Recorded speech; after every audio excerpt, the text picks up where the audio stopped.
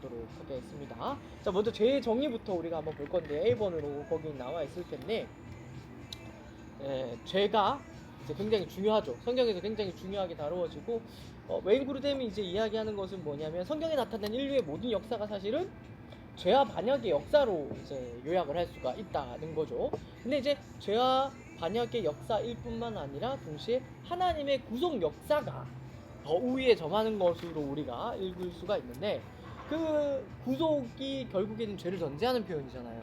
그러니까 그런 의미에서 죄가 무엇인지를 정확하게 알아야 우리가 구원도 제대로 이해할 수 있게 되는 거고, 또 하나님이 궁극적으로 뜻하시고 목적하시는 것도 제대로 이해하게 된다는 것이 이제 웨인 그루뎀이 서론에서 이제 이야기를 하는 거죠. 이제 죄의 정의를 이제 그 다음에 웨인 그루뎀이 중요하게 얘기하는데, 죄의 정의를 뭐라고 이야기를 하는가 하면, 죄는 행위, 태도, 본성에 있어서 하나님의 도덕법을 따르지 않는 모든 것이라고 이야기를 했어요. 그러니까 외적 행동뿐만 아니라 내면의 욕망과 태도까지 포함된다라고 이야기를 하죠. 그래서 이제 중요하게 힘을 실는 게 뭐냐면, 내면의 죄도 명백히 지적한다라고 이야기를 하는 거예요.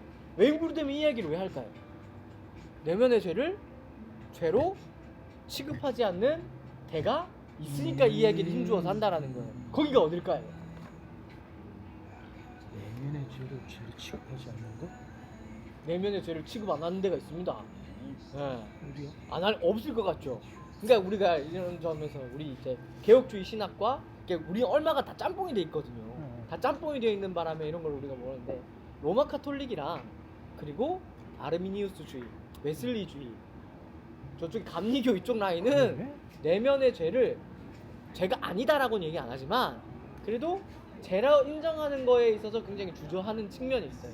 뭐라고 얘기하냐면, 피터 롬바르두스, 페트루스 롬바르두스, 로마 카톨릭 먼저 얘기하면 페트루스 롬바르두스의 명제집이라는 책이 있거든요. 중세에 이제 말하자면 신약 텍스트가 되는 건데, 거기서 이렇게 얘기를 해요. 충동을 죄라고 말하기는 어렵다. 그 충동에 우리가 동의할 때 비로소 죄가 된다라고 이렇게 가르쳤어요.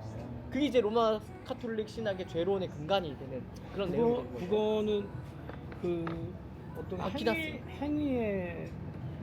행위에 방점을 두고 죄에 대해서 생각해서. 그렇죠, 맞죠. 그러니까 어떤 내면의 죄보다도, 그래서 막 이게 페트루스 롬바르두스 그래서 시겁을 많이 했어요. 왜 그러냐면, 그러니까 시겁을 많이 했죠. 그래가지고. 근데 이제 로마 카톨릭은 아퀴나스라고, 토마스 아퀴나스가 사실 로마 카톨릭에서는 대빵이거든요. 로마 카톨릭을 공격하려면 아퀴나스의 어떤 그런 부분들을 이제 공격하는데, 아퀴나스도 이제 그렇게 정리하면서 그게 이제 말하자면 죄론으로 자리를 잡았어요. 충동까지는 죄가 아니다. 우리가 그 충동에 우리가 동의를 할 때 비로소 죄가 된다라고 가르쳤는데, 이게 이제 말하자면 아르미니우스주의에도 그대로 들어갔어요. 그래서 아르미니우스주의에서도 뭐라고 이야기를 하는가 하면, 존 웨슬리도 그대로, 심지어 어떤 학자는 이렇게도 얘기를 해요. 많이 크게 얘기하죠. 괜찮네. 제가 먼저 들어갔으니까.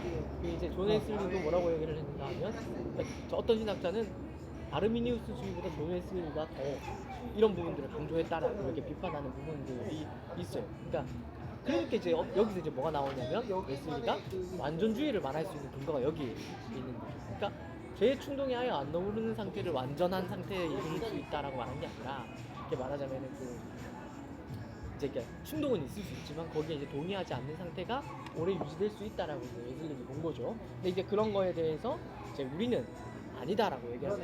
그게 분명한 게 십계명에서도 그렇고, 우리 내면에 탐심을 죄라고 이렇게 지적을 하잖아요. 산상수훈도 그렇고, 바울의 서신을 보더라도 내면의 죄도 우리 분명히 죄라고 지적을 하고 있다라는 것을 우리가 이제 볼 필요가 있습니다. 그리고 그 죄의 본성적 차원이 이어서 이제 연결이 되는 거죠. 내면의 죄를 이야기하면서, 그러니까 사실은 죄라는 것이 전인격적인 차원, 지정의를 포함하는 그런 전인격적인 차원을 우리가 고려할 수가 있어요. 그러니까 의식적으로 짓는 죄만 죄가 아니라 우리의 존재됨 자체가 죄라는 것을 분명히 이야기를 해야 돼요. 이런 이해는 우리 한국교회에서 어떤 점에서 강점이 있다고 볼 수 있죠. 우린 죄인을 죄인이라고 얘기를 하잖아요. 죄를 안 짓더라도 죄인이라고 이야기를 하잖아요, 불신자를. 그런 맥락에서 조금 이해를 하면 될 것 같습니다. 그래서 이 죄가 그러면 나는 그동안 어떻게 가르쳤냐면, 죄는 하나님의 말씀에 불순종하는 게 죄고, 이런 십계명이나 이런 행위로 나타나는 그런 죄는 그 죄에 일된 결과로 나타나는 결과물이다. 행위가 행위가 예. 행위가 그렇게 가르쳤는데 괜찮을 것 같은 게 아니 잠깐만 그러면 근데 오늘 내면의 죄가 아니고 그러니까 말하자면 이제 그 어떤 행위로 나타나는 게 죄라고 얘기한다는 그 카톨릭이나 토마스 아퀴나스 같은 경우는 성경에서 말하고 있는 진짜 죄는 그런 내면의 죄가 더 중요한 거 아니에요? 어떤 성경 전체를 볼 때는 우리가 생각했을 때는 우리가 분명히 그렇게 얘기를 할 수 있죠. 근데 이제 말하자면 이런 모든 것들이 우리가 죄인이기 때문에 죄를 짓는 거지 예. 죄를 지어서 죄인이 되는 건 아니지. 그게 아주 중요한 통찰입니다. 근데 나중에 이제 직접 정가설, 간접 정가설을 이제 다룰 텐데 그게 핵심이 사실 여기에 있어요. 우리는 이제 직접 정가설을 말하는데 그 의미는 이제 나중에 다룰 건데, 그러니까 우리는 죄인이기 때문에, 그러니까 성경에서 예수님께서 그런 얘기하지만 나쁜 나무가 나쁜 열매를 맺는 거거든요. 그 좋은 나무가 좋은 열매를 맺는 거예요. 그러니까 나는 그래서 그 열매가 이제 내가 죄인이기 때문에 나쁜 열매이기 때문에 그런 뭐 도둑질이라든지 거짓말하는 거라든지 하나님께 반역하는 거라든지 이런 결과가 나타나. 맞습니다. 맞습니다.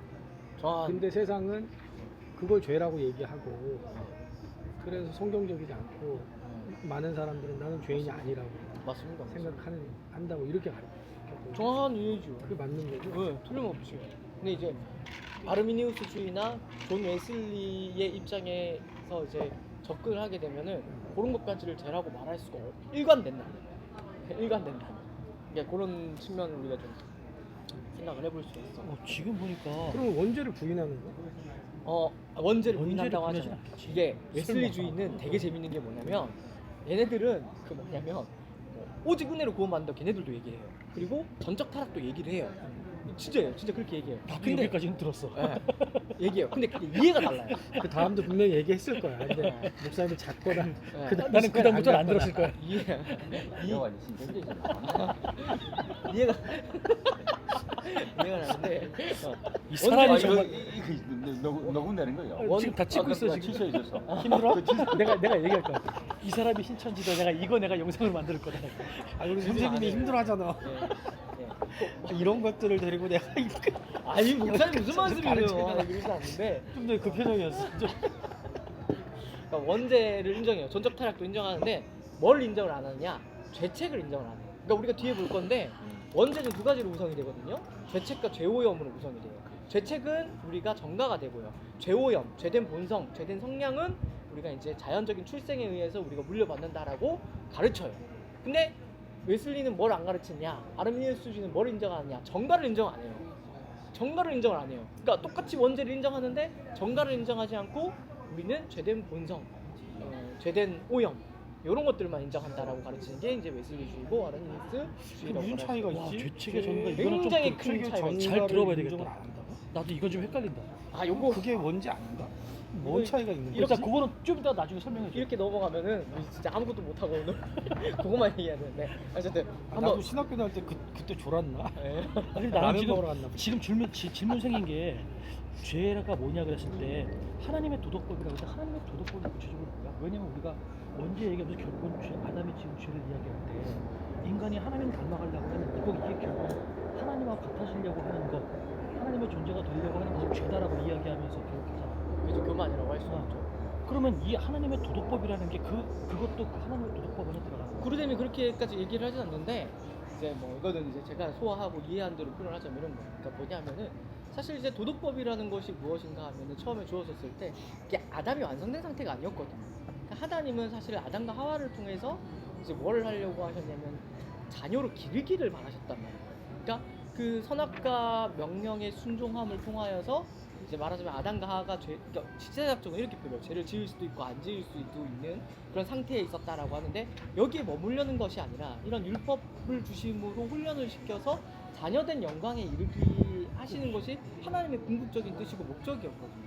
사실 율법은 그게 본질이라고 볼 수가 그래서 있습니다. 그때 그냥 타락 전에는 율법 언약이라고. 그게 이제 도덕법이라는 거죠. 이게 도덕법이라고 할 때는 특별히 뭐냐면 율법을 가리키는 표현이긴 한데 율법이라고 하면 우리가 얼른 떠올리는 게 구약의 율법을 떠올린단 말이에요. 그런 의미가 아니라 그 율법의 본질, 그죠? 그런 율법의 본질을 우리가 뭐라고 하냐면 도덕법이라고 이제 흔히들 이제 설명을 하는 거예요. 나는 그거를 성도들한테 상식이라고 가르쳐. 네, 상식. 상식. 네. 상식이라는 게 하나님께로부터 나와서 일반 대중들이 다 누구나 다 가지고 있는 그 상식인데 그게 상식이 맞습니다. 그 상식이 자꾸 사라지니까. 그러니까 이 죄가 심각하다는 거고. 그러니까 뭐 이런 식으로 생각을 할 수가 있죠. 그러니까 말하자면은 지금 반역인 거죠. 하나님과 같이 되려고 한 거니까. 그러니까 하나님의 통치를 거부하고 자기가 하나님처럼 된 거이기 때문에 아무리 사소한 죄도 하나님의 입장에서는 굉장히 이제 심각한 거다.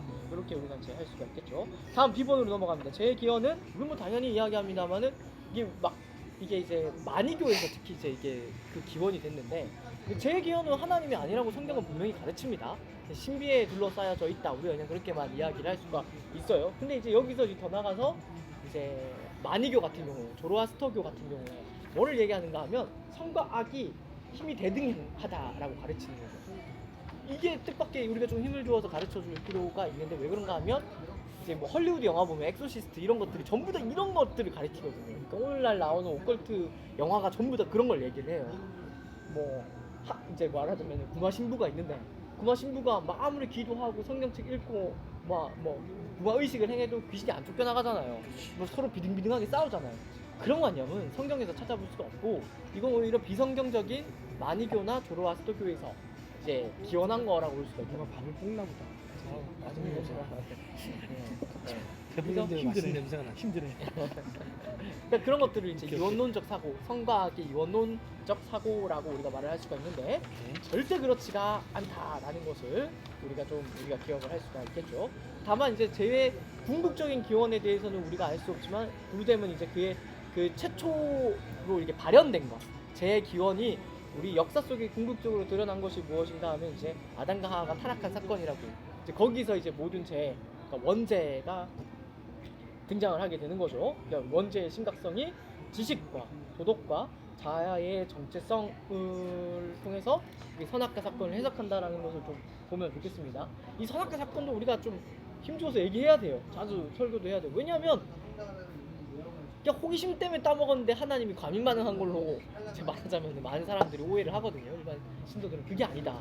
하나님과 같이 되려고 했던, 그러니까 하나님의 사랑을 먼저 의심을 했고, 하나님의 사랑을 의심했고, 하나님의 말씀을 의심을 했고, 또 자기가 스스로 선과 악을 판단하려고 했고, 또 하나님과 같이 되려고 했던, 그러니까 반역 사건으로서 그 죄의 심각성을 창세기 3장을 설교할 수 있어야 된다라는 것입니다.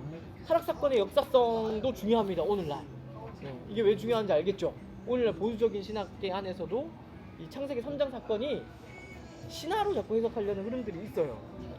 그런 흐름들, 그러니까 문예적 표현이다, 문예적 표현이다 이런 식으로 말하는 경우들이 덜어 있는데 그렇지 않다. 창세기 전반적인 문맥을 봤을 때 역사적인 내러티브, 역사적 사실을 표현하고 있는 걸로 읽어야 된다는 것이 이제, 그리고 창세기 내러티브뿐만 아니라 신약 성경에서 이미 그걸 역사적 사건으로 바울이 인용을 하잖아요. 그런 것들을 봤을 때 이거는 결코 신화로 해석이 되면 안 된다. 신화로 해석하면 안 된다라는 것을 우리가 좀 생각을 할 수가 있겠습니다. 이제 본격적으로 10원으로 넘어가면 뭘 하냐면 이제 원죄를 이야기하는데요. 웨인 그레임은 독특하게 물려받은 죄의 교리라고 독특한 표현을 썼어요. 그래서 번역도 이렇게 된 건데 이게 뭐냐면 이제 원죄예요, 원죄. 그 원죄를 좀 잘 이해할 필요가 있는데 그러니까 아담이 지은 첫 범죄를 원죄로 오해하는 경우들이 덜어 있어요. 그러니까 그게 원죄가 아닙니다. 첫 범죄의 결과를 원죄라고 우리는 이야기를 하는 거예요. 이게 헷갈리면 안 됩니다. 우와. 아담이 지은 죄가 원죄가 아니고요. 아담이 지은 죄의 결과로 발생한 것을 원죄라고 이제 이야기하는 거예요. 그래서 원죄의 결과를 크게 우리는 두 부분으로 나누는데 첫 번째가 죄책입니다. 죄책. 그러니까 아담이 지은 죄에 대한 책임을 우리가 물려받게 된다는 거죠. 아담이 지은 죄책이고. 죄가 원죄가 아니고 네. 아담이 지은 죄의 결과로 우리가 당하게 된 것을 원죄라고. 그렇지. 죄의 상태, 죄인된 상태라고 말을 할 수가 있겠죠. 이 죄책이 있고, 죄책이 우리에게 이제 전가가 되고요. 그 다음에 이제 뭐가 있냐면 부패가 있어요. 이건 이제 표현이 다 달라요. 부패라고 하기도 하고 타락이라고 하기도 하고 오염이라고도 해요. 근데 이렇게 날카롭게 나누어져요. 이게 뭐냐면 이건 이제 아담이 지은 죄책은 아담이 지은 죄인데 그 죄에 대한 책임을 우리 모두가 진다는 의미예요. 그 죄에 대한 책임을 우리 모두가 말하자면 물려받는 거예요.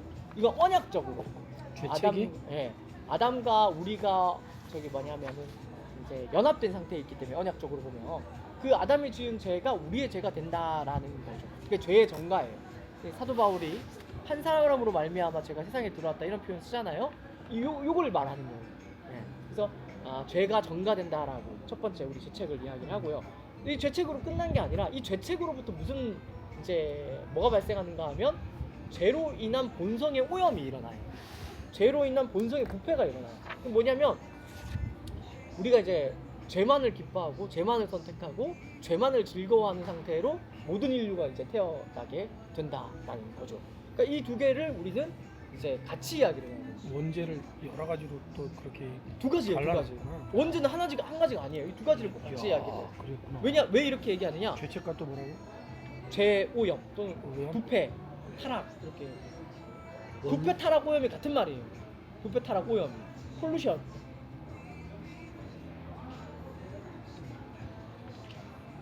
이걸 왜 나눠서 이해하느냐? 이렇게 같이 나눠서 이해 안 하는 데가 있다고요. 거기가 어디냐? 아까 이야기했듯이 아르미니우스주의나 웨슬리주의나 감리교, 성결교 이런 쪽은 전부 다 그렇게 얘기를 한다는 거예요. 목사님 감리교 나고 구원 받았다. 근데 이제 감리교가 그렇게 하는 이유가 있어요. 감리교가 그렇게 이야기하는 우리 보고 이거 얘기해, 틀림없이 여기 보고 이거 얘기해. 틀림없이 올리고 만다 내가. 이런 것도 이제 갈면은 목사님 감육에 나와서 구원받았다며 이거 틀림없이 내가 대문짝만 이렇게 텍스트 올릴 거다. 저기 감신 목사님들 모여 있는 그러니까. 커뮤니티 이런 데도 그러니까. 올려요. 난리 납니다. 나 아직 그 커뮤니티 있거든. 이쪽을 보고 얘기하는 거 이런 거는. 아니 여기는 이제 그 장로교 세례를 받고 근데 괜찮아요. 죄세를 파였어? 장로교 세례를 다시 받았어? 알았어, 이거 올려야 되겠다. 제세례파. 아니 그런 말도 하지 마요. 이게 신학이라는 게 저는 오늘도 느끼는 게 그러니까 신학교 강단에서 가르치고 또 설교를 한다는 건 진짜 사실 용기가 있어야 하는 거예요. 맞아요. 이게 영적 전쟁이라니까요, 이게 진짜. 이게 제가 우리끼리니까 다 장로교 안에 있으니까 제가 쉽게 얘기하는 거지. 이거 그렇게 보통 어려운 일이 베트남 가서 아니고 얘기하면 힘든 큰일 나지. 일이지. 이명호 목사님 보고 영적 전쟁의 그 대상이라고 사탄이라고 얘기한 거 아니죠 지금? 대답 안 하고 웃네. 아니요. 얼굴이네. 오케이. 자, 노 코멘트 다시 한번. 하겠고요. 이거 얘기 좀 다시 얘기해 줘. 다시 그러니까 원제는요. 이명호 목사님이 사탄이다. 아이고. 이거 장롱장 올려야 되겠다. 원제는 죄책과 죄오염, 부패, 타락으로 이렇게 구분이 된다라는 것을. 오케이. 그래서 이제 죄책 같은 경우에는 언약적으로 전가가 된다고 가르쳐요. 죄책은. 근데 그 죄의 본성은 어떻게 하다냐면 유전돼요. 자연적인 출생으로 물려받아요. 그래서 제가 말했지만 어제 전인구 목사님이 두 가지를 저한테 보내주는데 첫 번째가 이제 그 한 모교회 목사님은 말하자면은 균형을 잃은 거거든요. 한쪽으로 균형을 잃었고 거기 한 목사님도 이제 핵심은 찌르긴 했지만 말하자면 그쪽도 너무 세게 나간. 언약적 전가만 얘기를 했잖아요. 언약적 전가.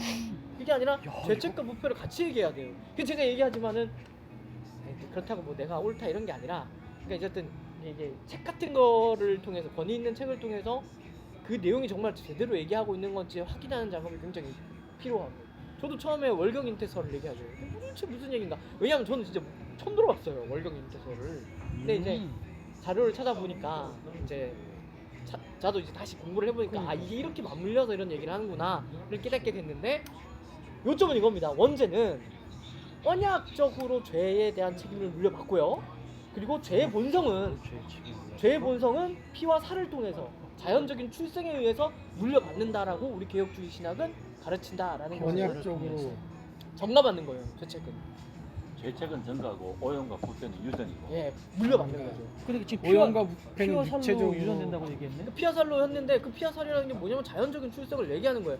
지금 그치? 내가 이야기한 그 피와 살이라는 게 물질적으로서 피와 살이 아니라 아니, 그냥 자연적인 자연 출생을 대표하는 의미로서의 피와 살이라는 그러니까 얘기지. 제가 말씀드리는 거 그 논쟁은 말하자면은 조금 말하자면 너무 지엽적으로 나간 거예요. 그 피와 살을 너무 말하자면은 정말 텍스트적인 진짜 그 피, 그 살을 문자적으로 문제가 된다. 받아들이는 거죠. 이제 그럼 이해가 되지. 이제 그렇게 이제 우리가 좀 이해를 할 필요가 있습니다. 그걸 이제 자세하게 나눌 거예요. 첫 번째로 우리가 죄책부터 살펴볼 그런 건데. 생각을 하지? 예?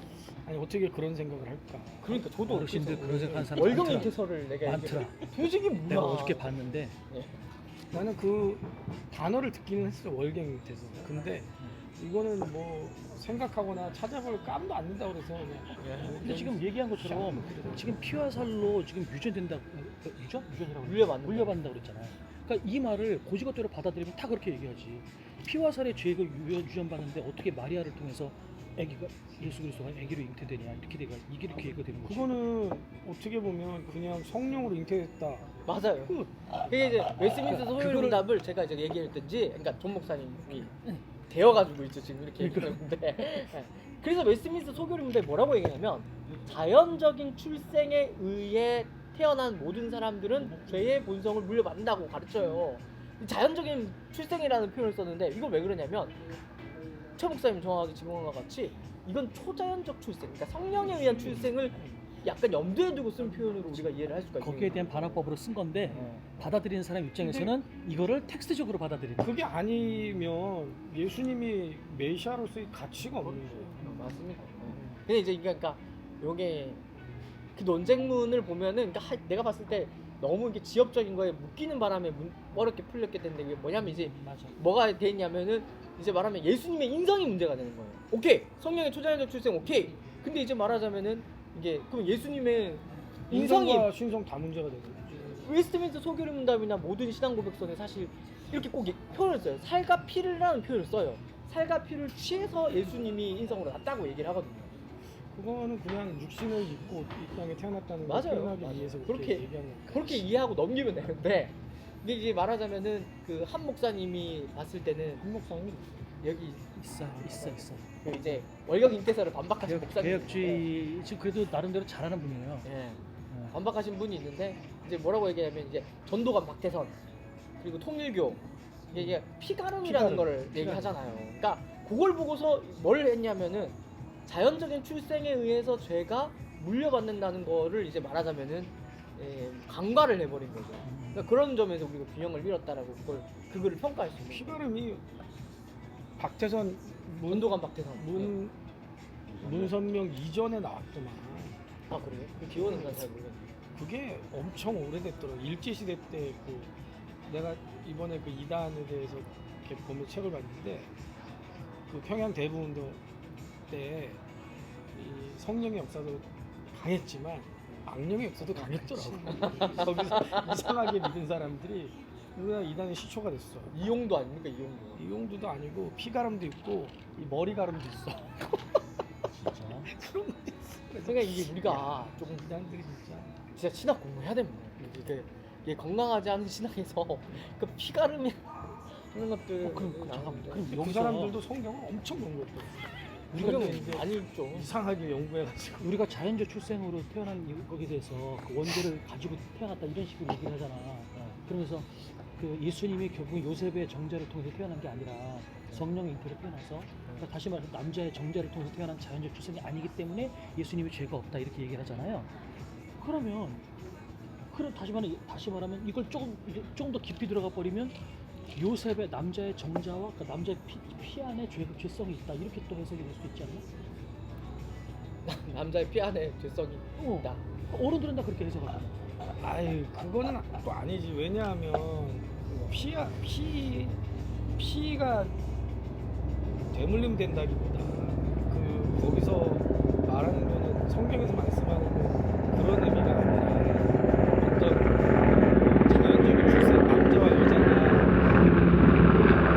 성행위를 통해서 태어나게 되면 남자와 여자, 하나님과 하나님을 대표한 인류의 모든 죄가 정간에 유전되는데, 예수님께서 그런 자연적인 어떤 남자 여자의 성행위가 아니라 성령으로 초자연적으로 잉태되셨는데, 이 땅에 인간의 몸을 입고 오시기 위해서 마리아의 몸을 빌리신 거지.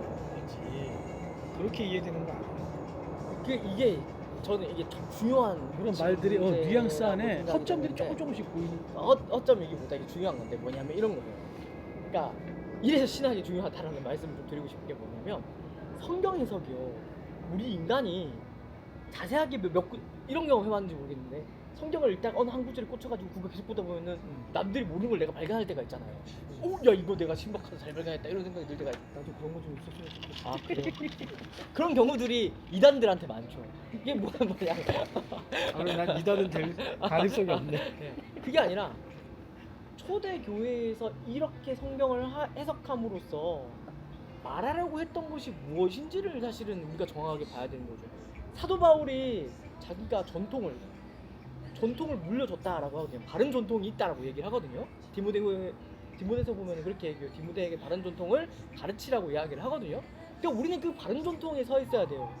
그 초대교회 사람들이 못 봤던 것들을 우리가 발견했을 때, 그건 말하자면은 우리가 그 바른 전통에 속하지 않은 걸 가르칠 수도 있다는 걸 우리가 읽어내야 되는 거죠. 그 성경을 통해서 우리가 그 월경 인태설 같은 경우도 중요하게 뭐냐면, 그러면 우리가 말하자면은 성경이 가르치는 데서 한 걸음 더 나가는 거예요. 초대교회의 교부들이 해석했던 사도적 전통으로부터 이탈하는 것일 수 있어요. 어떤 점에서? 사도적 전통에서는 성경의 그 말씀, 그러니까 요셉이 실제 정자가 들어가지 않았고 마리아의 난자를 통해서 예수님이 잉태가 됐다. 이런 지엽적이고 세부적인 것들에 주목했던 게 아니라 예수님이 참 사람으로 오셨다는 거에 사실은 방점을 두려고 했던 거죠. 그건 우리가 이해할 수 없는 신비지. 우리는 그걸 믿음으로 받아들여야 되는 내용이지. 거기서 더 치고 들어가서 그러면 요셉의 정자는 안 들어갔으니 요셉은 이거 죄가 아니겠는가? 그럼 이거는 우리가 안 그 된다. 부분에 대해서 어떻게 설명을 할 수 있겠어? 이건 설명할 수가 없는 내용. 그냥 이거는 믿고 받아들여야 근데 되는. 어쨌든 내가 어저께 리서치하면서 봤던 많은 그 연세 많으신 목사님들이나 몇몇 주장들에 대한 이야기는 얘기한 것처럼 여기서 전체 맥락에서 다 한 발씩 더 들어간 거야. 그래서 어제 원로 목사님 같은 경우 나한테 내가 어저께 딱 강의하고 나니까 대부분 한사심 하신다는 말씀이 뭐냐면 그 피와 살을 취했다는 것, 이게 그 당시에는 의학이 발달하지 않았기 때문에 그렇게 표현한 것. 웨스트민스터 신앙고백도 그렇고 뭐 하이델베르그에서도 그렇게 고백했을 거다. 근데 지금은 우리가 의학이 발달했기 때문에 지금 상황에서는 그렇게 고백하지 않을 거다. 좀 더 연구해 봐라. 이런 식으로 나한테 얘기를 하더라고. 그럼 뭐라고 그럴까? 이게 그러니까 내가 여기서 이제 말씀드리는 게 뭐냐면, 피와 그 살에 지금 사람들 하는 얘기는 포커스가 맞춘 뭐냐면 진짜 그냥 배만 빌렸다는 거예요. 뭐 마리아의 난자도 안 썼고. 그럼 네. 그런 거 우리는 아니 그러니까 단 한 번도 생각해 본 적이 없죠. 나도 그게 너무 당황스러웠는데. 난자가 성격하면 그게 무슨 성령이? 그럼 성령 하나님께서 정자를 말해 난자. 이거 뭔 말도 안 돼. 근데 결국 뭐 네스토리우스주의가 결국 그런 얘기 한 거잖아요. 네. 마리아 배만 빌린 거지. 네. 그런 얘기를 하긴 하지. 그러니까 배만 빌렸다는 게 아니라, 그러니까 피와 살을 취했다라는 걸 통해서 궁극적으로 얘기하고 싶었던 거는 예수님이 실제 우리와 같은 몸을 입고 오셨다는 그 이야기를 하는 거거든요. 근데 그거 더 깊이 들어간 거야. 지엽적으로 들어가가지고 더 깊이 들어간 거예요. 뭐 한번 더 간 이거는 거예요. 의학을 몰라, 그거는 말하자면 넌센스인 거. 그렇지. 그리고 이런 주장을 누가 했냐면, 배만 빌렸다는 주장을 실제로 했다니까요. 그 아이작 암브로스 그 책 인용해서 많이 했어요, 보니까. 뭐라고 했냐면, 제세라파들이 뭐냐면 이렇게 얘기했어요. 예수님이 피와 살을 취하면 예수님한테 죄가 있는 거다. 피와 살을 취하면 이게 제세라파들이 이단들이 그렇게, 제세라파 중에서도 발렌티누스파가 그 주장을 했어요. 저 찾아봤어요. 아이작 암브로스 예수를 바라보자라는 책에 그 구절이 분명히 나와요. 그게 뭐냐, 하늘에서 하나님이 이미 예수님을 다 만든 상태로 그대로 그냥 마리아 뱃속에 집어넣었다는 주장을 제세라파들이 했단 말이에요. 그러니까 그 맥락인 거죠. 그럼 우리는 그렇게 말하잖아요. 그렇게 돼버리면 뭐냐, 물론 그 사람들은 그렇게 얘기한다는 의도가 없겠지만, 그렇지. 연세 드신 목사님들은 그러려면 예. 예수님이 그냥 30살의 나이로 짠하고 나타나면 그럼 내 말이 그 말이에요. 뭐하러 뱃속에 들어왔던 그러니까 뭐냐면 이제 말하자면 예수님의 인성을 지키려고, 이제 뭐냐면 예수님의 어떤 신성을 지키려고 그런 주장을 하는 좋은 의도일 텐데, 심지어 아이작 암브로스가 그 얘기도 해요. 예수님의 신성을 지키려고 제사례파들이 그런 주장을 할 텐데 성경적이지 않다는 결론을 내려요. 그러니까 이게 우리가 조지신학도 공부해야 되고 교회사도 공부를 해야 되고 내가 이게 이거 되니까, 보면서 야 아니다. 그러니까 초자연적 출생이에요. 이건 인간이 이성으로 이해할 수가 없어요. 그렇지. 근데 너무 다만- 교만해져서 그래. 예. 어떻게든 설명해 보려고. 예, 어떻게든 이걸 납득시켜보려고. 그러니까 그렇게 납득하려고. 딱 사실은 한번 그거예요. 얘기를 납득해 해서 보려고. 이렇게 했습니다. 예? 믿으면 좋습니다. 예.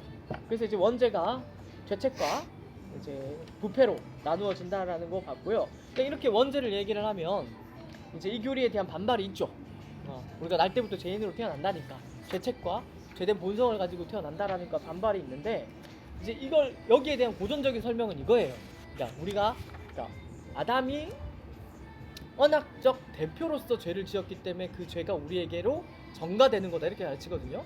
그러니까 이 말은 뭐냐면은 아담의 자리에 우리 모두 개개인이 있었더라도 하나님이 우리가 죄를 짓는 것으로 죄를 지을 수밖에 없다라는 것을 알고 계셨다라는 그런 의미로 우리가 이제 이해를 할 수가 있는 거죠. 웨인 그루뎀이 그 이야기를 하는 거거든요. 내가 아담의 죄 자리에 있었더라도 죄를 지었을 것이다 라는 이제 말하자면 그게 이제 막 거존적인 설명이에요, 원죄에 대한. 근데 이제 여기서 이제 구르뎀이 한 가지 독특한 설명을 덧붙이는데 그게 뭐냐면 이게 이제 말하자면 결정적인 논고로는 조금 약하다라는 이야기를 하는 거죠. 근데 이제 뒤집어요. 뭐냐면 이 죄책을 인정을 안 하는 사람들은 그렇다면 예수 그리스도로 말미암는 의의 정답 또한 인정하면 안 된다. 뭐 이렇게 이제 말하면 반박을 비판을 한다라는 거죠. 그러니까 예수 그리스도로 말미암은 의의 정가는 인정하면서도 죄의 정가를 인정 안 한다는 거, 불공평하다고 하는 것은 말이 안 된다는 거죠. 그러니까 성경이 분명히 그 부분에 대해서 로마서 말씀하고 있는데 예. 왜 그런 소리를 하는 거죠? 존 웨슬리가 이제 이런 얘기를 하니까 또 이런 이야기가 등장한다라고 볼 수가 있겠습니다. 그래서 지금 마지막 단락에 보면은 복음주의 내 일정 차이가 있다고 하죠. 모든 복음주의 신학자들이 물려받은 죄책에 동의하지 않는다. 아르미니우스주의자들은 이를 하나님의 공의에 반한다고 여긴다라고 이제 이야기를 한다는 거예요. 그 이야기 지금 이제 하는 거예요. 그러니까 아르미니우스주의가 궁극적으로 말하고 싶어하는 거. 아르미니우스주의도 다 똑같은 건 아니고요. 두 가지 입장이 있어요. 이 죄책에 대해서. 여긴 없는 내용인데 네. 죄책에 대해서 어떻게 하냐면 정가 자체를 부정하는 입장이 있어요. 강경 아르미니우스파라고 할 수가 있죠. 강경 웨슬리안이라고 할 수가 있고. 아니 그 정도는 아니다. 죄책이 있긴 하지만 이걸 어떻게 또 푸냐면 예수님이 십자가에 죽으셨을 때 그 죄책을 사해 주셨다라고 말하는 그 두 가지로 해요. 근데 여기에 이제 말하자면 솔깃할 게 아니라 둘 다 결론은 뭐냐? 죄책은 없다는 거예요. 그럼 이제 뭐가 되겠어요? 이렇게 말함으로써 이제 아르미니우스주의나 웨슬리주의자들이 궁극적으로 지키려고 하는 게 뭐냐면 인간의 자유의지를 지키려고 하는 거예요. 내가 믿어서 구원받는다로 나가기 위해서 빌드업을 한 게 이런 내용이라고 보시면 돼요. 십자가에서 그 죄 책임이 용서가 됐다고? 예, 그게 보편 속죄잖아요. 우리는 제한 속죄를 말하잖아요. 근데 저쪽은 보편 속죄를 얘기해요. 나 처음 들었어. 예수님이 십자가에서 죽으셨을 때, 예수님이 십자가에 죽으셨을 때 모든 사람을 위해 죽었다고 가르쳐요. 모든 맞다. 사람을 맞아. 위해서. 그 얘기는 맞지. 모든 사람을 위해서 죽으심으로 이제 말미암아 기억나요? 우리에게 뭐가 그걸 있냐면 목표속지라고 얘기하니까 못 알아먹겠어. 믿을 자유, 안 믿을 자유는 우리에게 남겨놨다는 거예요. 우리 장로교나 개혁주의는 그렇게 얘기 안 해요. 우리 감리교라고 얘기하면 안 돼. 그냥 큰일 나죠. 그러니까 그렇게 또 다르는 거예요. 그러니까 이제 웨슬리들은 뭐냐면은 이거를 좀 더 신학적으로 세련되게 표현하면 뭐냐면 웨슬리나 아르미니우스주의는 믿어야 중생한다고 가르쳐요. 믿음이 먼저 있고 회심이 먼저 있고 그 뒤에 중생이 따라 나와요. 우리 장로교는 중생이 있어야 회심을 해요. 이게 결정적인 차이예요. 이게 결정적인 차이예요. 그러니까 이 순서를 뒤바꾸면 안 되는데, 그러니까 믿을 자유가 있으니까. 그게 왜냐면 죄책이 없어짐으로 말미암아 죄된 본성만 가지고 있잖아요. 그 죄된 본성은 뭐냐? 말하자면 완전히 죄인된 상태가 아니라 자유의지를 가지고서 예수님을 믿을지 말지 선택할 수 있는 그런 자리에 있다라는 거죠. 그런 식으로 빌드업을 해서 예수님이 십자가에서 죄책을 사해 주셨고 이제 이걸 또 이제 세련되게 뭐라고 하냐면 선행은총이라는 표현을 쓰는 거예요. 들어보셨죠? 선행은총은 감리교와 아르미니우스주의와 아르미니우스주의, 웨슬리주의와 개혁주의, 그러니까 칼빈주의를 가르는 결정적인 지점이에요. 우리는 선행은총을 말하지 않아요. 이거 누구 얘기일까요? 존 웨슬리 스스로 그렇게 얘기를 했어요. 존 웨슬리가 뭐라고 했냐면 칼빈과 나는 머리카락 한 톨밖에 차이가 안 난다. 근데 그 머리카락 한 톨이 뭐냐면 이제 말하자면 선행은총이라는. 선행은총이 뭐냐? 아까 이야기했듯이 예수님이 십자가에서 보편 속죄를 이루셨잖아요. 그 하나님의 보편적인 그런 속죄로 말미암아 우리에게 뭐가 남아 있느냐? 내가 예수님을 믿을지 말지에 이제 대한 내 선택만 의지는 남아 있다 이거예요. 네. 그러면 나는 그동안 중생과 믿음은 동시에 일어나는 사건이라고 봤는데 그게 아니야. 아니요. 믿음과 중생은 동시에 일어나기도 하고, 그러니까 스펙트럼이 넓어요. 믿음과 중생은 동시에 일어나기도 하고, 중생에 먼저 일어난 다음에 천천히 하나님께서 인격적인 과정을 밟으심으로 말미암아 나중에 일어나기도 해요. 회심을. 그러니까 요 두 개를 믿음이라는 게 하나님이 우리에게 선물로 주시는 건데. 네. 그러니까 이때 믿음은 뭐냐면 믿음은 그러니까- 중생과 같은 의미가 아니야. 그러니까 일반적인 지금 믿음을 얘기하는 건데 신학적으로 믿음을 얘기할 때는 회심을 얘기하는 거거든요. 믿음과 회개가 같이 따라 붙어야 돼요. 믿음을 가진 사람은 그러니까 전문적인 의미에서 믿음을 회심이라고 표현돼요. 회심이라고. 근데 그 회심이라는 것이 말씀을 듣는 즉시 일어나기도 하고 말씀을 듣는 즉시 일어나기도 할 뿐만 아니라 중생이 먼저 일어난 다음에 중생은 그럼 시간 후에 일어나기도 해요. 중생은 뭐냐면 핵심 자, 내가 완전히 이제 새로 태어나는 거죠. 하나님의 은혜로 말미암아서 우리가 이제 말하면 우리가 에베소서 2장에 보면은 우리가 허물과 죄로 죽었다는 표현이 나오잖아요. 그러니까 허물과 죄로 죽었다가 다시 살아나는 일이 있어요. 그건 이제 성령이 어디로 와서 어디로 갔는지 모르는 것처럼 비밀스럽게 일어나요. 그러니까 근데 그게 의식적이지가 않아요. 예수님이 니고데모에게 이 거듭나야 사람이 한다. 거듭나야 한다는 말을 원문으로 예수님 하신 말씀대로 보면 위로부터 나지 아니하면이라는 표현이잖아요. 맞아요. 그럼 안 위로부터 어때? 나지 아니하는 표현이라는 말은 성령 하나님께서 우리 가운데 임재하셔서 우리를 다시 이 거듭나게 하신다라는 새로 태어나게 그런 하시는 거죠. 의미로 받아들인다면 그게 성령 하나님께서 우리에게 믿음을 주셔서 예수 믿게 하시는 거고. 아 맞아요. 믿음을 주시는 건데 음. 제 목사님이 말씀하시는 믿음은 뭐냐면 그러니까 이게 잘 이해를 해야 되는데 중생한 사람은 제가 좀 쉽게 조금 거칠게 표현해 볼게요. 그러니까 안 올리면 안 돼요. 그러니까 내가 이제 설득하기 설명하려고 이제 자주 꺼내는 건데 뭐냐면 도장 받아야 될 것 같아. 안 올린다고. 이미 이전 영상 가지고 한 둘 죽일 수 있어 내가. 그래서 중생이라는 것이 정말로 말하자면은 새로 태어나는 거잖아요. 그러니까 우리가 일반적인 출생도 보면은 어린아이의 과정이 있고 그다음에 성인에 이르는 과정이 있단 말이에요. 그죠? 그러니까 새로 난 출생도 동일해요. 성경에 보면 신약에 보면은 어린아이와 같다. 너희가 히브리서에 보면은 어린아이 젖먹이와 같다. 뭐 이런 표현이 나온단 말이에요. 그러니까 중생하고 나서 자라나는 과정이 있다는 거예요. 그러면 목사님이 말한 그 회심이나 믿음이 그 믿음 후에 우리의 신앙이 성장하고 이러는 그렇죠. 그걸 얘기해요. 성화되는 과정을 얘기해요. 중생의 열매가 회심이 되는 거예요. 그거 예. 중생의 열매가 이제 회심이 되는 거예요. 근데 이런 회심이 중생과 같이 일어나는 독특한 일도 있어요. 독특하다고 그러면 그렇게도 일어나고 쉽게 얘기하면 그거지. 중간에 예수 믿는 사람들. 근데 모태 신앙들 있잖아요. 모태 신앙은 자기가 언제 회심했는지 몰라요. 근데 어느 순간 예수님을 분명히 믿는 신앙을 고백하는 자리에 이르게 되잖아요. 그게 나는 믿음을 예수 믿는 믿음하고 그 예수 믿는 믿음은 나나 너나 다 똑같다. 왜냐하면 성령님께서 주시는 거기 때문에. 맞아요. 이게 정확한 근데 설명이죠. 믿음이 좋다 나쁘다라고 얘기할 때 우리가 믿음 후에 어떤 살아가는 그것은 누구나 다 다르다. 이 속도도 다르고. 맞아요. 크기도 자라나는 다르고. 건 속도가 다르죠. 그거 얘기할 때 그 믿음을 얘기해. 그럼 요 지금 회심이? 요 믿음을 지금 회심이라고 얘기하는 거예요, 거예요? 목사님? 아니 그게 그 믿음은 맞다며. 좀 정리를 할 필요가 있는데 그거 나중에 회심 용어가 헷갈리고 있어 지금. 자 회심은 두 가지예요. 이게 조직 신학적으로 난 그동안 회심하고 중생하고 믿음과 회개인데 같다고 생각했어요. 믿음과 회개를 말하는 건데 이게 단회적으로 쓰일 때도 있고 단회적이 아니라 반복적으로도 쓰일 수 있어요. 그죠? 이건 이해가 되시죠? 단회적이라고 할 때는 회심하는 걸 말하는 거예요. 내가 예수님 믿겠습니다. 내가 내 죄를 회개합니다. 말하자면 회개. 예, 다회적일 때는 이거는 결국은 성화 아니에요? 그렇죠. 성화. 성화의 의미로서의 믿음과 회개가 있다는 거예요. 근데 이거는 조직 신학 내에서 전문적으로 쓰이는 표현이 아니라 구원의 서정 내에서 구원의 서정 내에서 회심의 의미가 단회적으로 있고 또 성화의 단계에서의 회심이 또 있다는 거예요. 오케이. 이걸 헷갈리면 안 되는 거예요. 그러니까 중생이 먼저 있어요. 새로 거듭남이 있어요.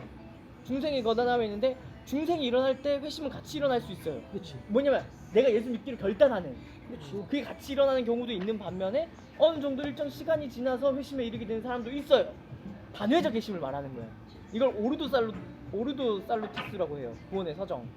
이렇게 도식이 돼 있어요. 근데 이 회심이 여기 오르도 살루티스에서는 하나의 과정처럼 제시가 되지만 성화 과정에서도 이 회심이 그대로 일어난단 말이에요. 내가 예수님을 믿고 죄를 회개하고 믿겠다고 결단하고 이런 일들이 반복적으로 일어나잖아요. 회심을 설명할 때 우리가 회개라는 표현을 이제 또뭐 섞어서 쓰기로 하는데 그러니까 성화에서는 회개라는 표현을 쓰잖아요. 우리가. 그렇지. 회개를 쓰지. 여긴 또 회심이라는 표현을 쓰잖아요. 그렇게 나눠서 이해를 할 수가 있다는 거죠. 이 회개도 마찬가지예요. 믿음과 회개가 같이 들어가잖아요. 그죠? 여기 믿음과 회개가 들어간다. 그죠? 회심이니까. 그러니까 회심이나 회개나 사실상 같은 표현인데, 그러니까 이걸 단회적인 그러니까 구원의 서정에 있는 그 회심을 말하느냐 아니면 성화 과정에 있는 회심을 말하느냐. 근데 지금 내가 우리가 지금 이해가 안 되는 거는 예. 요거하고 요 단회적 회심 요게 동시에 일어나야 되는 거 아닌가? 동시에 일어나기도 하고 모태신앙처럼 자기가 회심해 이제 중생했는데도 모르고 자라나는 경우가 있다니까요. 오케이. 그래서 이 논의가 그 뒤에 가면은 오케이. 유아들의 구원을 그런 믿는 근거가 되는 거예요. 회심이라고 단어를 써주는 회심이라는 말이 마음을 돌이켰다는 얘기야. 왜 마음을 돌이켰다는 거예요. 그럼 모태신앙은 이미 중생한 상태로 그러면 살아가는데 예. 회심이 나중에 살아가면서 일어나는 거니까. 일어나는 거죠. 그럴 때는 예. 회심이 뒤에 있지. 예. 모태신앙이 아예 중생한 상태로 살아간다고 얘기할 수 있는 거야? 지금 이렇게 얘기하잖아. 근데 이제 중생한 이때 그 상태로 얘기하는 모태신앙이라고 할 때 그 모태신앙의 믿음이 진짜인지 아닌지는 우리가 모르죠. 그러니까. 우리가 판단할 수 없어요. 그래서 그렇게 말을 할 수는 없는데 이제 웨인그루뎀이 이제 거기서 이제 뒤로 한 발 빼는 건 뭐냐면 근데 그 모태신앙이 정말로 하나님에 의해 중생된 자라면 구원받을 수 있다라고 그 뒤에 이야기하는 거예요. 유아들의 구원이랑 같이 엮어서 이야기하면서 그게 우리 입장이에요. 오케이. 이건 틀림없어요. 이건 분명히 해야 돼요. 중생이 먼저 있고 그 다음에 회심이 일어나요. 그렇지. 그러니까 막 그렇게 예를 하니까 이해가 들어가지고 된다. 로이드 존스도 약간 감리교 영향을 받아서 무슨 표현을 썼냐면 이건 조금 결이 다르긴 한데 너희 중생해야 됩니다. 거듭나야 합니다. 뭐 이런 식으로 설교를 막 하는 경우가 있거든요. 조심해서 써야 되는 표현이에요. 왜? 우리가 거듭날 수가 없어요. 그렇지. 그럼 할 수 있는 게 우리가 거듭날 수가 없어요. 이걸 이제 두 가지로 이제 표현을 하죠. 첫 번째가 뭐냐면 단동설이라고 해서 모노지즘이라고 하죠. 그러니까 하나님이 주권적으로 중생시키신다고 표현을 해요. 근데 아르미니우스주의, 웨슬리주의는 뭐라고 하냐면 시너지즘, 신인 협력주의라고 이야기해요. 하나님이 선행 은총을 주실 때 인간이 믿음으로 반응해야 중생에 이른다는 거예요. 우리는 시너지즘을 정죄하죠. 이단으로 정죄하고 우리는 단동설을 믿는다. 그렇게 알미니우스는 이제 이단이에요. 예, 점점 깊이 이해하면 할수록 이게 얼핏 보면은 상식에 맞는 것 같아요. 맞는 것 같은데 성경이랑 굉장히 떨어져 있다라고 그러면 생각합니다. 이 땅에 감리교인하고 순복음 어떡할 거야? 근데 이제 감리교, 순복음, 성결교, 그러니까. 신내교, 다람에 이거 어떡할 거야? 다 한 게 아니라 근데 내가 경험을 또 하지만은 뺀다. 빼는 게 아니라 정말로 그러니까 오케이 잡았어. 드디어 잡았어. 근데 저는 뭐냐면 내가 조금 용기가 필요하다. 용기가 필요한 게 아니라 셋 다 죽었어. 이제. 제가 진짜 제 개인적인 그런 경험이 없으면 이렇게 세게 얘기를 안 할 거예요. 근데 내 개인적인 경험에 어떤 상처와 이런 것들이 세게 말하게 안 되는 거지 그렇지 않습니다. 거기 중에서도 하나님께서 주권적으로 선택하신 백성이 있을 것이고 거기서도 구원받는 사람들이 있을 거라고 저는 비공식적으로 생각을 합니다. 그래서 이제 이런 것들을 우리가 좀 분명하게 체크할 필요가 있고 그다음에 물려본 부패가 있어요. 이거는 이제 다 인정하는 거예요. 복음주의 신학자들이라면 다 인정하는 내용입니다. 날 때부터 우리는 죄된 본성, 죄된 성량, 죄만을 기뻐하고 좋아하고 선택하는 것들이 있다는 거죠. 우리나라 조금 쉬운 말로 하면 성악설이죠. 날 때부터 죄인이다라는 그런 내용이 그 뒤에 있습니다. 그래서 요거 하면서 이제 얘기할 수 있는 게 예수 안 믿어도 천국 갈 사람 이런 표현을 우리가 원천 봉쇄해야 됩니다. 예수 안 믿어도 천국 갈 사람이란 표현은 성경을 모르니까 할 수가 있는 표현이라고 얘기를 누가 했어요. 그런 얘기? 그러니까 이제 성도님들이 그냥 뭐 그 사람은 예수 안 믿어도 천국 갈 것 같은 사람이야 이런 표현을 하잖아요. 착하다 이런 아, 거. 진짜 착하다 이런 사람을 그렇게 표현하는데 절대 그렇게 말을 할 수가 없다. 왜냐? 유리교인정은 없어. 다행입니다. 그런 것들을 우리가 선택을 의외로 근데 이것도 제대로 정리가 안 된 경우들이 많으니까. 그래서 이제 그 뒤로 연결이 되는 게 뭐냐? 그럼 죽은 유아는 구원을 받을 수 있는가? 그 전에 이제 뭐 유아가 자범죄를 짓기 전까지는 죄책이 없다라고 말하는 주장이 있어요. 이게 누구냐면은 유명한 신학자예요. 밀라드 에릭슨이라고 그 복음주의 조직 신학이라고 옛날에 그 고전이에요. 복음주의 신학교에서는 그 뭔지 알죠? 책 한 번씩 보셨을 거예요. 옛날에 이제 나왔는데 지금은 다시 안 내던데 이제 유명한 신학자가 있습니다. 그 사람이 이렇게 얘기했어요. 약간 그러니까 말하자면은 복음주의 신학자니까 웨슬리나 아르미니우스주의 이쪽으로 나아가는 거죠. 그러니까 유아는 죄를 책임질 수 없기 때문에 죄를 책임질 수 없기 때문에 죄책이 없다라고 이제 말하는 그런 옹번한 입장이 있다라는 거예요. 여기에 대해서도 웨인 굴뎀이 그렇지 않다, 성경을 봐라. 시편 51편이나 58편이나 인간이 잉태될 때부터 어머니 모태에서부터 죄인이라고 말하지 않느냐. 그걸 우리가 뭉개면 안 된다. 이제 그 이야기를 이제 이야기를 합니다. 그러면서 재밌는 게 이제 경험적으로 보더라도 이 굴뎀 자신의 경험인지 모르겠는데 태어난 지 2년 이내부터 죄성을 드러낸다. 2년 이내? 예, 2년 이내. 뭐 약간 뭐 배고프면 막 짜증내고 뭐 이런 것들 말하는 거겠죠. 좀 태어나자마자 이건 지극히 주관적인데. 그러니까 경험적으로 이제 얘기를 하는 거라고 이제 할 수가 있는 거예요. 그럼 죽은 유아의 구원 어떻게 됩니까? 그러게. 죽은 유아의 구원은 이제 웬구렘이 어떻게 되는가 하면 하나님이 비상적입니다. 예외적인 방법으로. 원래 우리가 구원을 받는 통상적인 방법이 있죠. 그러니까 그거를 이제 말하자면은 갑자기 용어가 생각이 안 나는데 일상적인 방편이 있죠. 일반적인 방편이 있는데 그게 뭐냐면 말씀을 듣고 믿음을 고백함으로써 우리는 구원을 받잖아요. 그죠? 중생한 사람들은 그 말씀에 반응을 하고 양들은 그의 음성을 듣고 따른단 말이에요. 그걸 통해서 하나님께서 일반적으로 사람들을 구원하시는데 죽은 유아에 대해서는 성경 전체를 살펴보니까 하나님께서 모태에서부터나 태어났을 때 중생시켜서 비상적인 방법으로 구원시키는 일들이 있다더라라고 이제 거기 얘기를 하는 거예요. 예를 들어가 세례 요한 같은 경우에 어머니 모태에 있었는데 성령으로 충만하여서 기쁨으로 뛰놀았단 말이에요. 그죠? 그런 경우는 이제 모태에서부터 구원받았다, 중생했다라는 근거가 될 수도 있고. 그럼 이런 경우도 그 하나님께서 선택과 유기 이걸 얘기할 수 있는 거죠. 그렇게 세례 요한처럼 엄마 뱃속에서부터 중생케 하신 아이가 있는 반면에 근데 로마서를 보면 분명해요. 이걸 어떻게 할 수가 없어요. 그 뭐냐 바울이 분명하게 얘기하잖아요.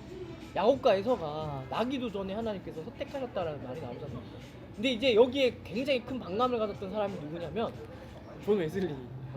그러니까 존 웨슬리는 사실 예정론을 뭐라고 표현했냐면 이렇게 해서 신성모독이라고 표현했어요. 예정론 때문에 복음전도도 못하게 되고 이거는 신성모독이라고 얘기를 했어요. 그러면서 이제 뭐냐면 인간의 자유의지도 강조했고 뭘 했냐, 예수님을 내가 선택해야 된다, 내가 믿어야 된다, 이런 식으로 이제 나가게 됐다라고 볼 수가 있는 거죠. 근데 우리는 그렇지 않아. 성경을 정직하게 읽으면 우리가 그렇게 생각할 수가 없다. 근데 내가 그 제자 훈련을 해보면 특히 청년들한테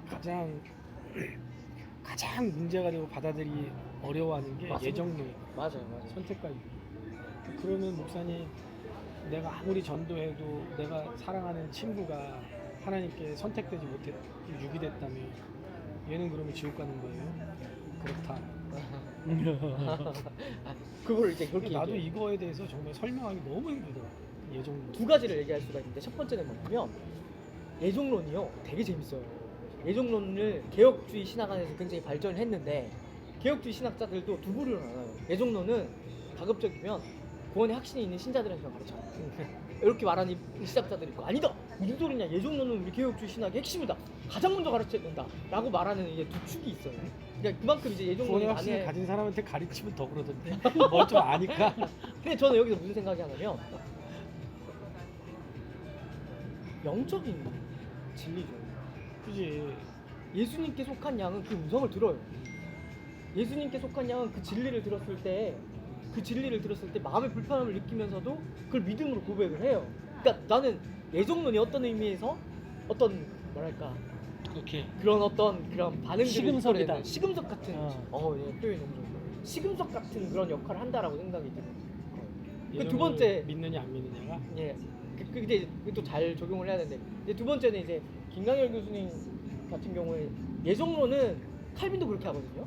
칼빈도 어떻게 쓰는가 하면은 이제 자기 자신한테 적용을 해요. 예정론은 자기의 구원을 확신하는 데 쓰는 거지 성령도 그렇게 용법을 쓰고 있지 다른 사람들이 구원받았는지 안 받았는지를 판단하는 그런 도구로 쓰지 않는다는 거예요. 그러니까 내가 항상 하는 얘기는 그런 질문을 하면은 그 사람은 하나님께 맡기고 우리가 할 일은 하나님이 나 같은 놈을 구원해 주신 거에 감사하면 되지. 맞습니다. 뭘 지금 살기 힘든데 남까지 이렇게 신경 쓰냐. 그건 우리가 감사해야 될 일이고 맞습니다. 그게 누가 구원받았는지 안 받았는지 모르기 때문에 열심히 전도해야 된다. 맞습니다. 그렇지. 나머지 하나님이 하실 일이다. 이렇게 가르치는데 청년들이 굉장히 충격을 받아요. 진짜 예정론은요, 내가 봤을 때 아니 개혁주의 신학자들도 이건 나중에 가르쳐야 된다, 먼저 가르쳐야 된다, 이렇게 서로 이렇게 논쟁을 하니까 그만큼 쉽지 않은 교리라는 건 틀림이 없는데, 이제 말하자면은 저는 이게 아주 중요한 시금석이 된다 생각합니다.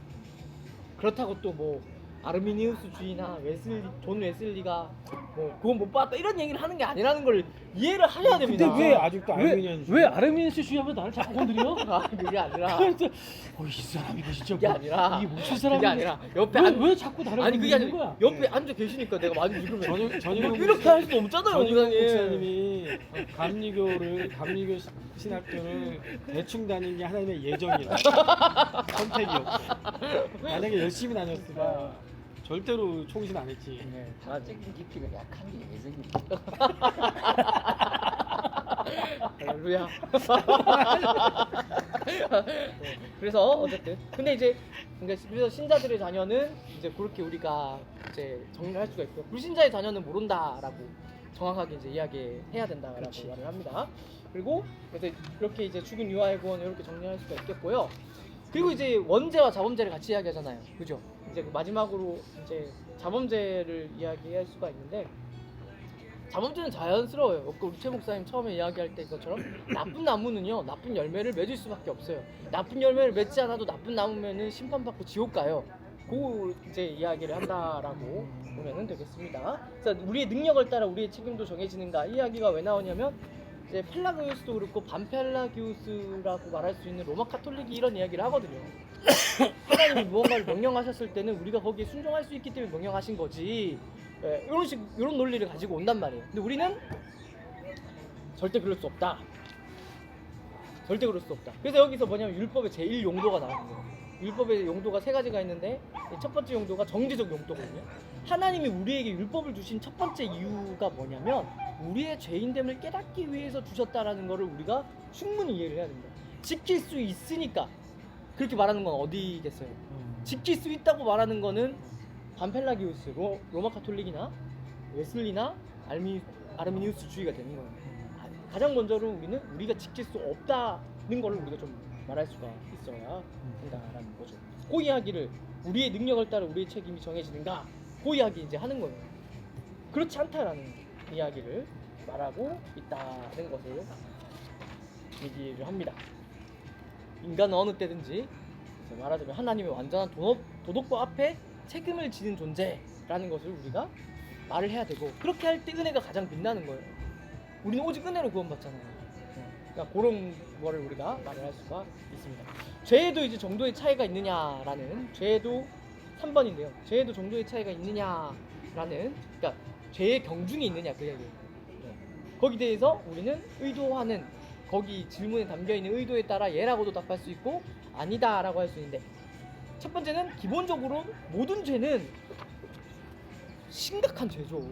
하나님은 작은 죄도 결코 가볍게 여기지 않으신다는 것을 우리가 설교를 통해서 좀 강조할 필요가 있습니다.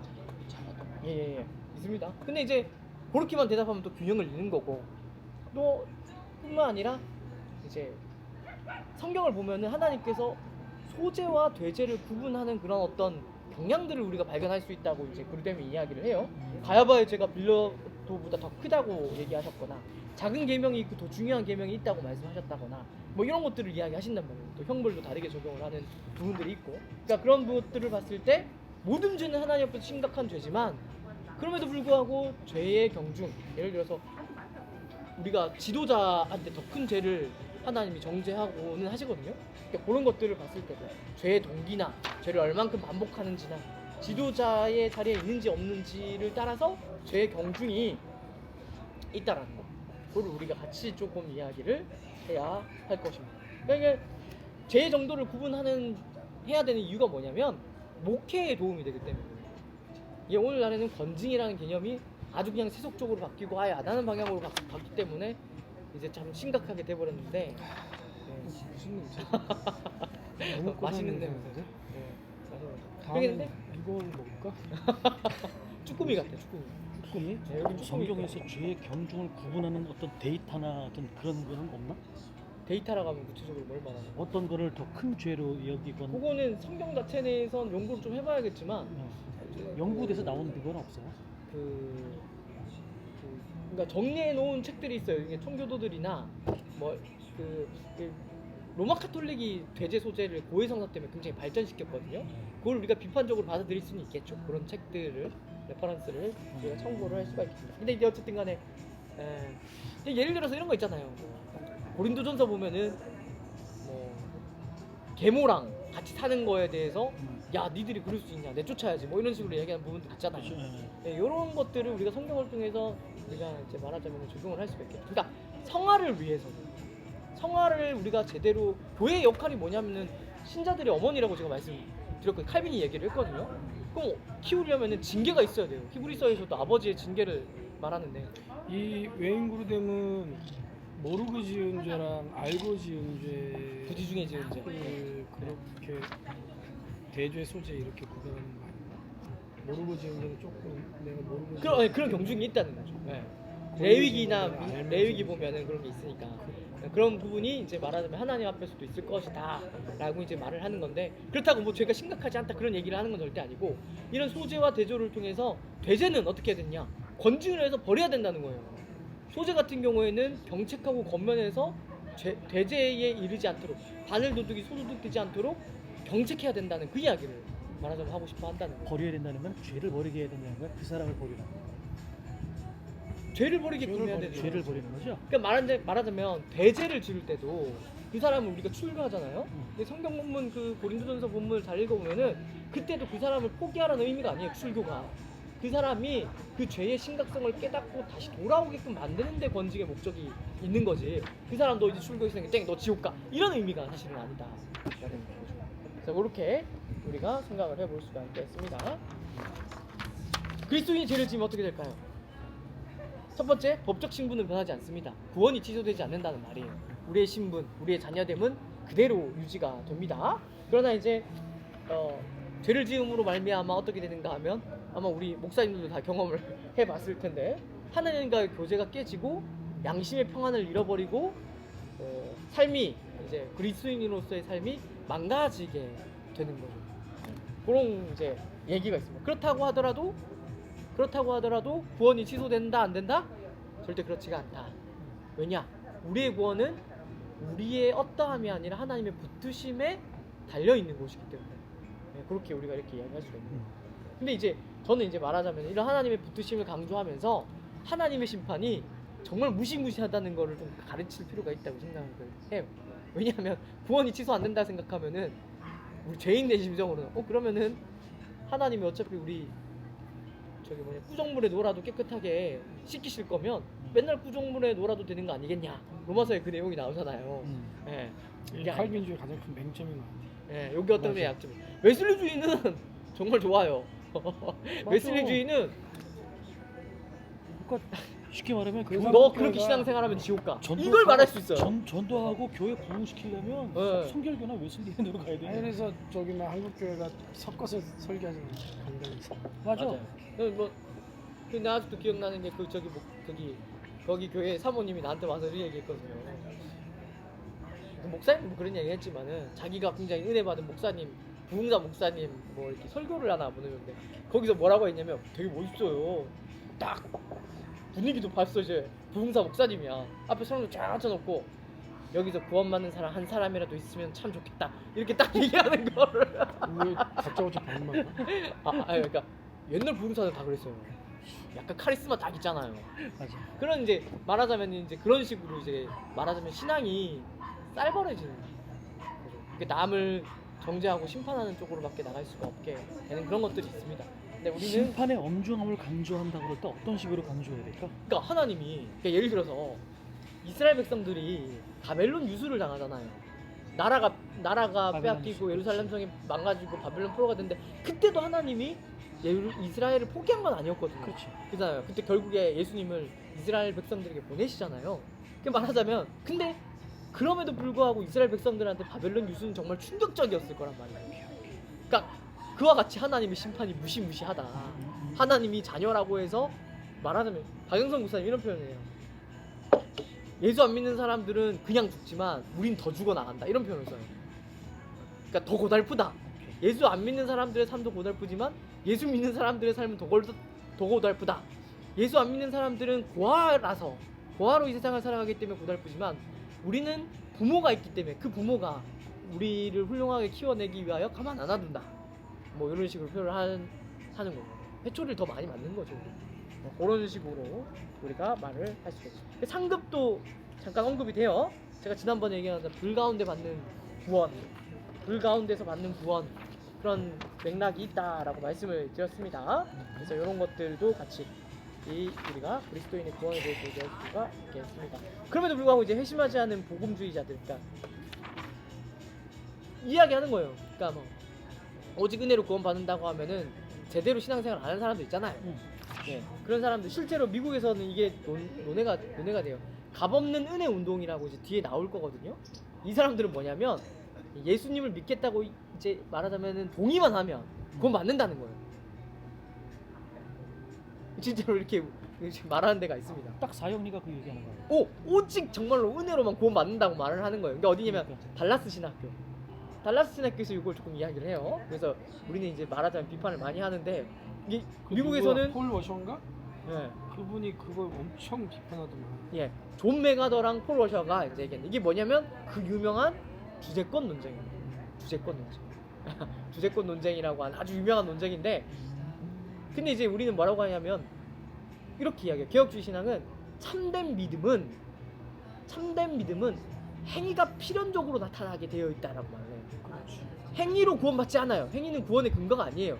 근데 오직 믿음으로 구원을 받지만 그 오직 믿음으로 구원하신 하나님께서는 우리로 하여금 선행을 하는 자리로 등 떠미신다고 우리는 가르쳐요. 내가 처음에 그 얘기 하려고 그랬는데 지금 그 얘기가 선을 잘 지키지 않으면 그게 세관점으로 넘어가는 거 아니야? 아니요. 이게 어떤 게 차이 나느냐? 잘 보세요. 세 관점은 이미 믿음 안에 행위가 같이 있어요. 이 도시관에서는 뭐가 되냐면 행위가 없으면은 구원을 못 받아요. 이렇게 돼버리면 뭘 못하니까, 그러니까 이신칭의가 되고 이행칭의가 되는 거예요. 이신칭의도 되고. 근데 요것도 네. 말 표현하기가 다른 거 아닌가? 아니요, 예를 들어서 달라요. 행위가 없는 믿음은 죽은 믿음이다라는 표현을 가지고 봤을 때 믿음이 있는데 행위가 믿는다고 하면서 자, 행위가 없다면 믿음이 보세요. 없는 거 아니? 이렇게 되는 거 아니야? 잘 보세요. 아니지. 뉘앙스가 완전히 달라져요. 이렇게 돼버리면서 뭘 이제 말하게 되냐면은 논리적으로 뭐냐면 구원을 확신할 수가 없어요. 죽기 전까지. 그렇지. 우리는 그렇게 안 가르쳐요. 우리는 오직 믿음으로 구원을 받기 때문에. 로마서의 1장부터 11장까지는 이신칭에 대해서 계속 얘기하고 12장 1절에 그러므로라는 접속사로 시작돼요. 그 12장부터 16장까지는 믿음에 따른 행위에 대해서 얘기하는데 그럼 이 그러므로가 맞습니다. 12장의 바로 전, 그러니까 11장의 마지막 구절 그거를 받는 거냐 아니면 1장부터 11장까지는 다 받는 거냐 했을 때 전통적으로는 1장부터 11장까지 믿음으로 구원받는다. 이걸 받는 거잖아요. 그래서 우리는 믿음으로 구원받기 때문에 우리의 이 산제사, 우리의 몸을 드린 산제사, 우리 삶을 들여서 믿음의 행위를 통해서 하나님 앞에 영광 돌려야 된다. 이게 야고보서의 내용이고 성경 전체에서 가르치는 내용이기 때문에 믿음과 행위는 같이 갈 수가 없어요. 그래서 나는 구별되는 거예요. 구별되는 거예요. 그래서 나는 세 관점은 믿음과 행위를 하나로 뭉뚱 거예요. 믿음에는 진짜 믿음은 말은 똑같아요. 진짜 믿음은 진짜 행위도 포함된다 이렇게 얘기하면 아까 웨슬리 아르미니우스도 말했잖아요. 원죄도 인정하고 전적 타락도 인정하고 다 한다. 근데 달라요. 뭐가 다르냐? 이 믿음 안에 행위가 포함된 게 아니라 구별돼요. 우린 구별을 해요. 그러니까 그 믿음에 의해서 우리가 구원을 받고 더 중요한 게 뭐냐면 그 행위를 만들어내는 주체가 누군가 하면 우리는 하나님을 말하죠. 이때 이 믿음과 행위가 같이 가는 도시관에서는 내가 행위를 해야 되는 거예요. 그래야 구원을 받을 수가 있는 거죠. 근데 우리는 그렇게 말하는 게 아니라 우리도 행위를 행해야 되지만 그 행하게 하시는 분이 누구냐면 말하자면 삼위일체 하나님입니다. 그러니까 오직 은혜로 구원하신 분께서 우리를 거룩하게도 만들어 나가시는 거예요. 우리가 거룩해지는 게 아니라 우리를 부르시는 이는 미쁘시니 그가 또한 이루시리라.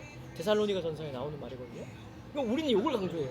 근데 세 관점은 뭐를 얘기하냐면 네 믿음이 진짜 믿음, 그러니까 야고보서를 왜곡하는 거예요. 네 진짜 믿음이라면 행함이 없을 수가 없어.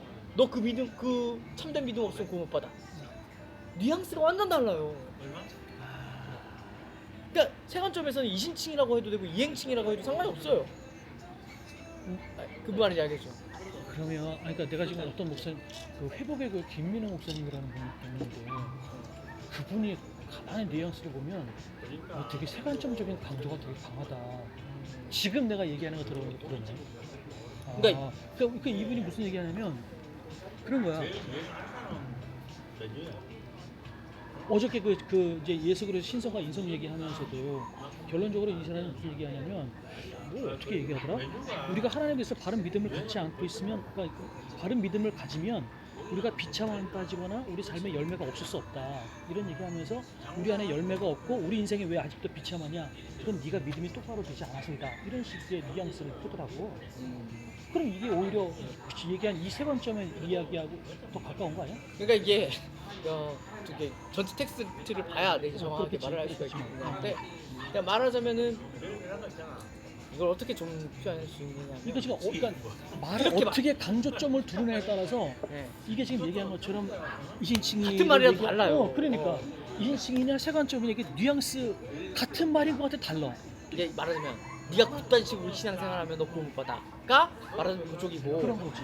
우리는 뭐냐면은 이런 거예요. 그러니까 폭삭 속았수다. 부모가 자식을 키우면 있잖아요. 아무리 못나도 그렇지. 포기하지 않아요. 포기하지 않고 어떻게든 훌륭하게 길러내요. 그걸 위해서라면 어떤 것도 어떤 수고도 헌신도 간수해요. 이게 말하자면 우리가 말하는 이신칭이고 담리고 저쪽은 내가 너 위해서 최선 다해도 네가 똑바로 안 하면 나 너 버릴 거야. 호적 파버릴 거야. 그렇게 말할 수 있는 게 근데 그런 거지. 요거는 얘기가 다르지. 수고수다라고 얘기하면 그 부모가 진짜 자기의 이 목숨을 다 쏟아서 자녀를 키우잖아요. 근데 주변에서 그 그 현대 아이한테 딸 아이한테 지 엄마랑 똑같다고 똑같다고.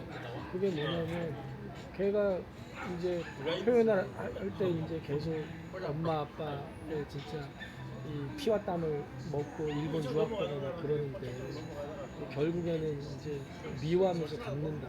부모를 닮을 수밖에 없잖아. 우리도 믿음으로 구원받지만 믿음으로 구원받기 때문에 우리 행위랑 상관없이 하나님이 우리를 너 이놈 새끼 호적에서 파버려.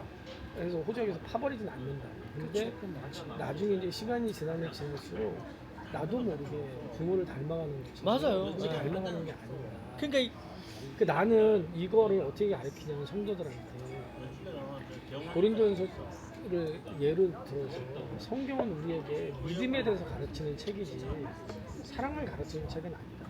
근데 왜 고린도전서는 믿음, 소망, 사랑 중에 사랑이 제일이라고 가르치냐?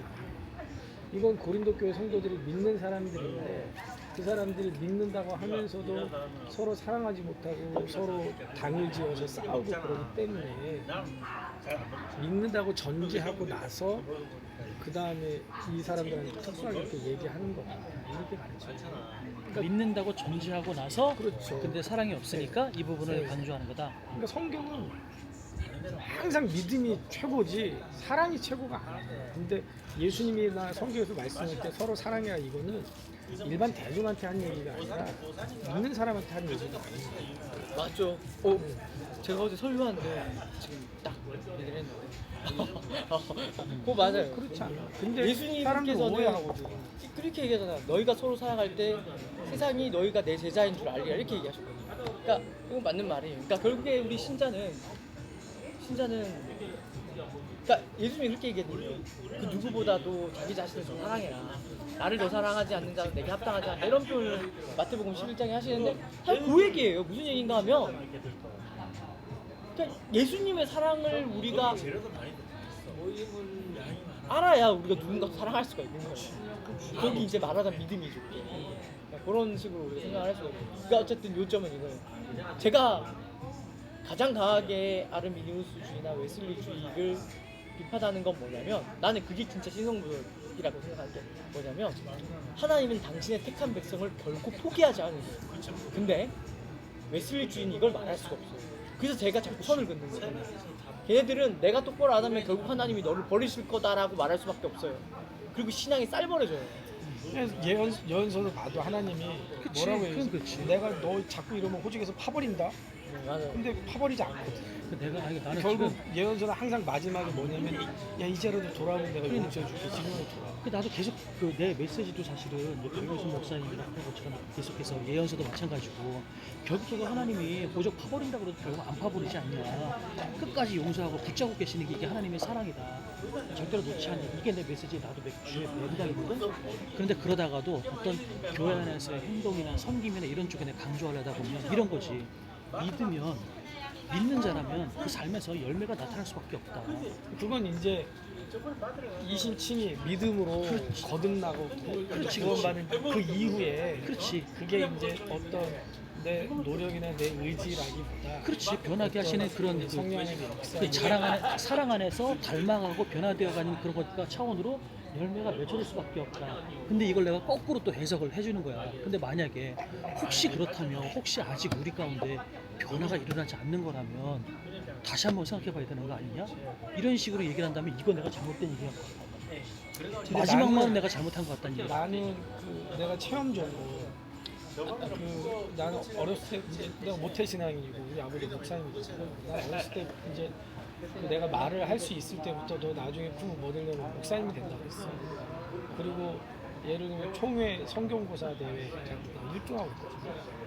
그래서 성경에 대해서는 뭐 누구보다 잘 알았는데 내가 그 아는 걸 믿는 거로 착각했어요. 나만 그런 게 아니라 주변에 선생님들도 그렇고 우리 부모님도 그렇고.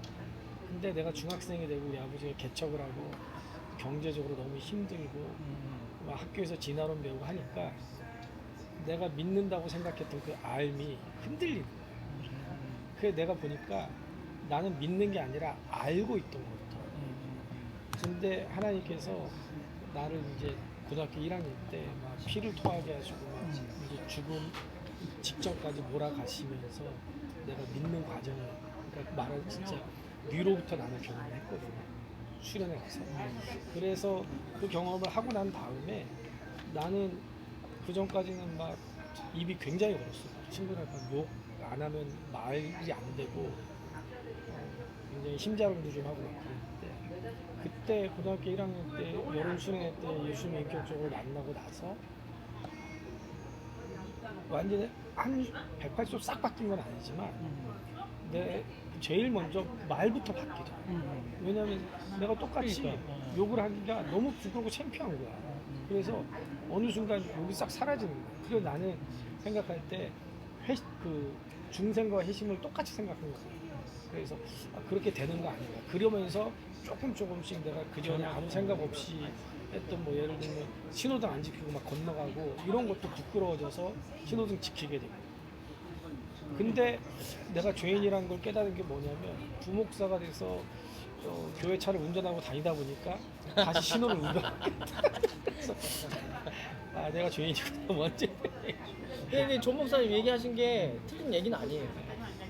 틀린 얘기는 아닌데 예, 너무 근데 이제 강조하다 보면 균형을 왜냐하면 그렇게 얘기하다 보면 결국에는 세관적으로 율법주의로 율법주의로 가는 거니까. 그러니까 얘기를 나는 할수 이 있는데. 부분에 이렇게 가 있고 그 구원받는 믿음과 아까 얘기한 것처럼 우리가 이제 믿고 구원받은 이후에 내가 하나님을 섬기는 믿음은 다르다. 그래서 우리가 믿음이 별로 없으시네, 믿음이 좋으시네 이렇게 얘기할 때 그 믿음은 각 개인에게 다 다른데 구원받는 믿음은 다 똑같다. 그래서 우리는 이제 구원받은 이후에 우리의 믿음이 자꾸 성장하고 예수님 닮아가야 된다. 그러려면 뭐 방법이 있냐? 말씀으로 훈련하고 기도하고 봉사하고 죽도록 충성하고.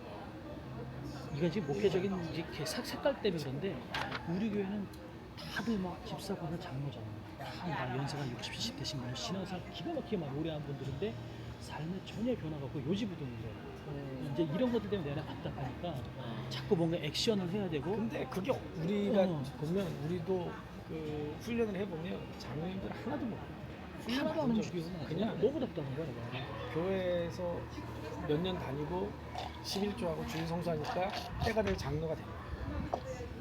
훈련 받은 적은 없어. 그리고 그냥 짬밥으로 이러면 안 되는구나. 근데 어떤 경우에 맞는 경우도 있고 어떤 경우에는 그렇긴 하지. 무슨 개똥 철학도 아니고 이런 경우도 있어요. 그래서 요즘 제자 훈련하고 하면 권사님들도 그렇고 정말 완전 새롭게 아는 것처럼 처음 듣는 것처럼 그런 거예요.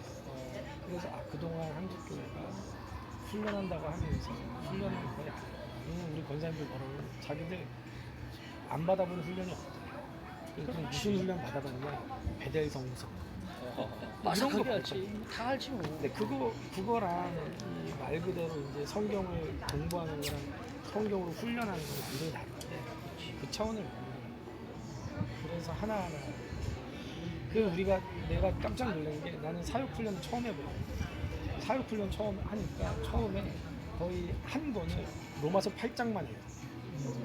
로마서 8장 잘게 잘라가지고 한 주, 두 주, 세 주 하는데 나는 그거 준비하면서 내가 너무 은혜를 받았어. 근데 그거 하는 사람들이 로마서 8장 정말 뒤집어지더라고. 그 사역훈련 제가 소스가 어디였다고 했지? 국제 제자훈련 옥하는 목사님 정말 놀랍죠. 나는 그 제자 훈련 교제라는 거죠? 네, 사역훈련 제자훈련 말고 사역훈련. 그 로마서 8장을 하는데 이래서 사역훈련 로마서 8장을 이렇구나. 근데 나도 그때 고등학교 1학년 때 예수님을 인격적으로 만날 때 로마서 8장을 읽으면서 은혜 받았어요. 근데 그때랑 다시 이제 한장 쪼개서 하는 거랑 차원이 다르다.